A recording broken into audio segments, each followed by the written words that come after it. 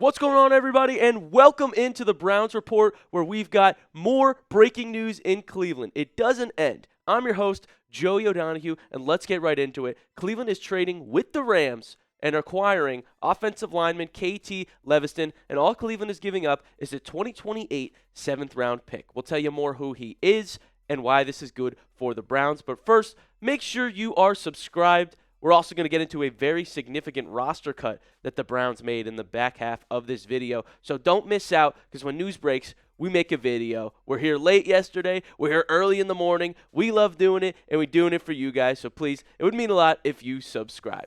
Let's get into it. The Browns have got KT Leveston in the offensive line room now. All right, a little bit about Leveston. He's 6'4", 336 pounds. He is a massive dude. He's almost putting up DeJuan Jones numbers, but he's not even that big. Went to college at Kansas State. One of the big bosses at Chat Sports is a huge Kansas State guy, so he's like, you got to talk about Leveston, the 7th-round pick in 2024 by the Rams, number 254 in that draft. Well, a little bit of insight on how Leveston's been doing in the preseason, though. We got some advanced stats for you.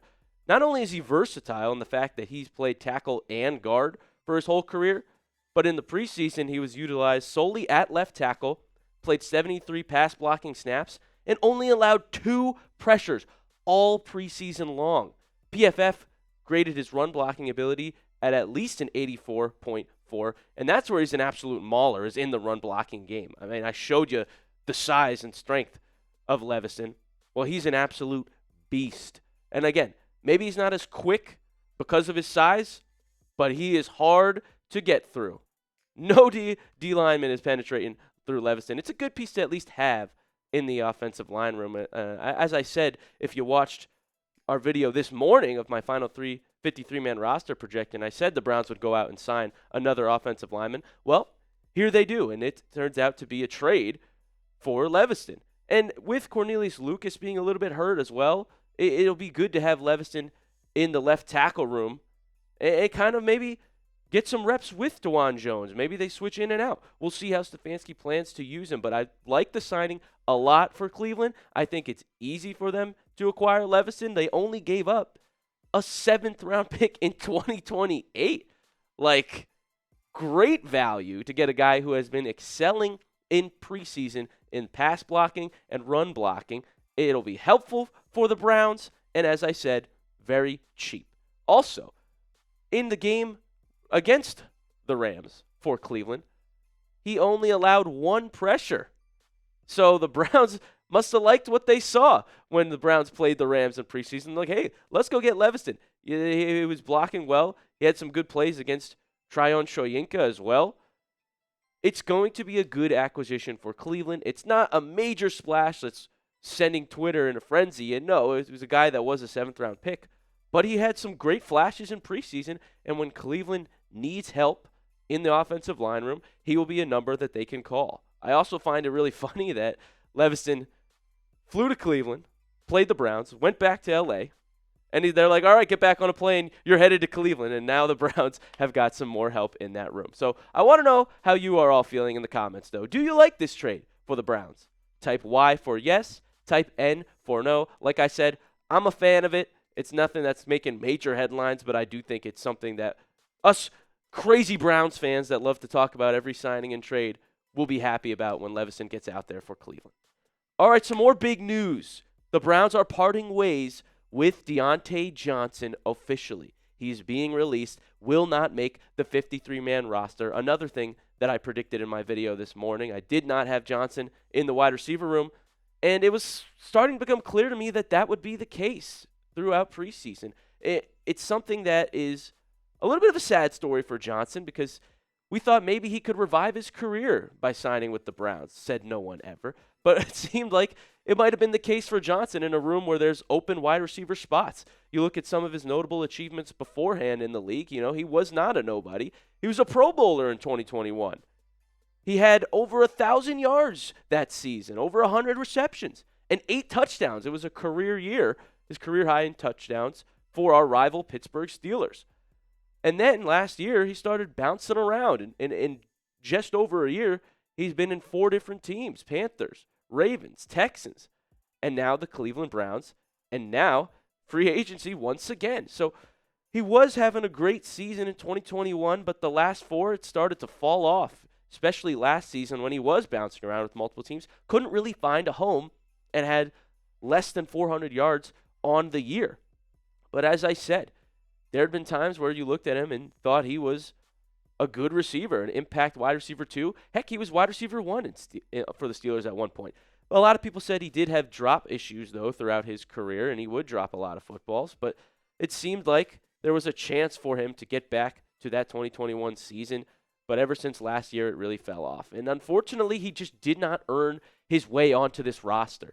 There was a battle in the wide receiver room, and you kind of could see the fate sealed when the Browns brought in Isaiah Bond.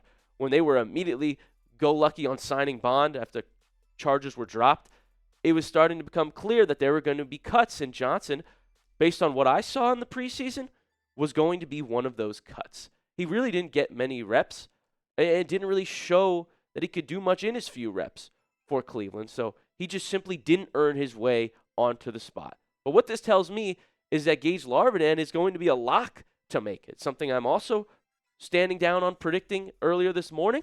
I think it's even clearer that Larvadain earned a spot, which I'm super excited about. He deserves an opportunity. I mean, Larvadain has been cooking in the preseason. He's been cooking in camp. He works so hard at his craft being a 5'8 receiver, and he's utilized in the return game as well. I really like what I saw from Larvadain. Had a couple touchdowns in preseason as well, so I think he's kind of a lock to make the roster now, along with Jamari Thrash at wide receiver 3. We know Judy and Tillman will be the 1s and 2s. We love having them in that room. We also got a report from Mary Kay earlier that DeAndre Carter is not being cut. So the Schultz report had everybody fooled, thought that Carter was going to be released. Well, it seems like Carter might make his way back onto the roster and could still be utilized in the return game for Cleveland. We'll keep you posted when we get official word on that. But to me, Larvadain is a lock to make it finally and be that 4 spot, which if you look at the Browns receiver room, if Diontae Johnson couldn't make it in this battle with a lot of other receivers that people don't know about, it seems like it might be the end of the road for his career. Someone that could have been revitalized in Cleveland, but I think it is unfortunately winding down for Diontae Johnson if he couldn't make it in the Browns receiver room. Not sure where he could get another opportunity. So, kind of funny the Browns are getting rid of a lot of former Steelers recently. We trade Pickett, cut Diontae Johnson. Just a little bit of rivalry. Johnson had also been with the Ravens, as I mentioned, so it started bouncing around the AFC North. But now he's back out into the wild, and he did tweet out very recently, appreciate the opportunity regardless. Being a good sport about it. I like that he did this. This made me feel bad for him. I was like, man, part of me wishes it could have worked out. It would have been a cool story as Diontae Johnson started bouncing around, started falling off. Would have been nice if he could have revived himself in Cleveland, and he looks to be still thankful about it and probably still wants to play football. He's only 29 years old. There's a reasonable age to keep playing wide receiver, but I want to know what you guys think. What's next for Diontae Johnson? Is this the end of the road?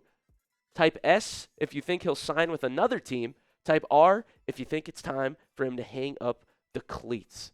Like I said, seems like it is kind of winding down for him. Couldn't really find a groove the past 18 months and couldn't make it onto the Browns' final 53-man. So seems like it might be the end of the road for him, but I'm sure he wants to get back out there and play. So let me know your thoughts in the comments. And as I said, go ahead and drop a sub on the Browns Report. We are getting you covered with everything Cleveland Browns. Breaking news, signings, trades, everything. Right as it happens, we're in the office cooking up for you, the people, the Browns fans. We love you. We thank you for tuning in, and we'll see you very soon here on the Browns Report.